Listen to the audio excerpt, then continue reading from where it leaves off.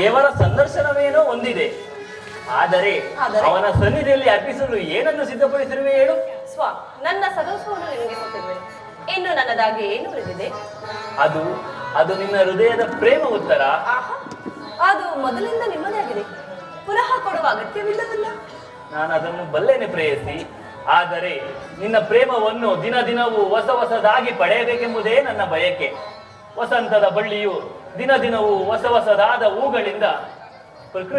ಹೂಗಳಿಂದ ಸೃಷ್ಟಿಕರ್ತನನ್ನು ಆರಾಧಿಸುವು. ಪಕ್ಷಿಗಳು ದಿನ ದಿನವೂ ಹೊಸದಾದ ಗಾನಗಳಿಂದ ಪ್ರಕೃತಿಯನ್ನು ನಲಿಸುವವು.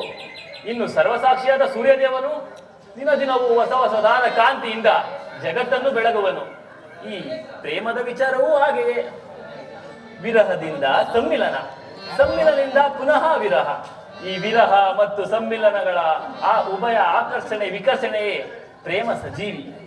ಹೃದಯೇಶ್ವರಿ, ನಿನ್ನೆಯ ದಿನ ನಾವು ತೀವ್ರ ಶೋಕದಿಂದ ತಜ್ಞರಾಗಿದ್ದೆವು. ಈ ದಿನ ಪುನಃ ಸಮ್ಮಿಲಿತರಾದೆವು. ಈ ಆನಂದ ಸುಪ್ರಭಾತದಲ್ಲಿ ನಿನ್ನ ಪ್ರೇಮ ಪೂಜೆ ಕೈಗೊಳ್ಳಬೇಕೆಂಬುದೇ ನನ್ನ ಅಭಿಲಾಷೆ ದೇವಿ. ದೇವರೇ ಪೂಜೆಯನ್ನು ಬಯಸಿದಾಗ ಭಕ್ತರು ನಿರಾಕರಿಸಬಾರದು. ಪ್ರೇಮದ ವಿಚಾರದಲ್ಲಿ ತಾವು ಪಂಡಿತರು ಪ್ರಿಯ. ಬನ್ನಿ, ಈ ಪೀಠದಲ್ಲಿ ಕುಳಿತು. ಸ್ವಾಮಿ, ಇಂತಹ ಸಮಯದಲ್ಲಿ ವಿಶ್ರಮಿಸಿಕೊಳ್ಳದೆ ನಾನೇ ನನ್ನ ಕೈಯಾರ ಈ ಹೂಮಾಲೆಯನ್ನು ಕಟ್ಟಿರುವೆ, ಧರಿಸಿಕೊಳ್ಳಿ ಪ್ರಿಯ. ಪ್ರೇಯಸಿ, ದೇವರು ಪ್ರಸನ್ನನಾಗಿ ನಿನಗೆ ನನ್ನ ಪಾರ್ಶ್ವದಲ್ಲಿ ಸ್ನಾನ ಕೊಟ್ಟಿರುವನು. ಬಾ, ಕುಳಿತುಕೋ. ಪ್ರಾಣೇಶ್ವರ, ಸುಖ ಸವಿ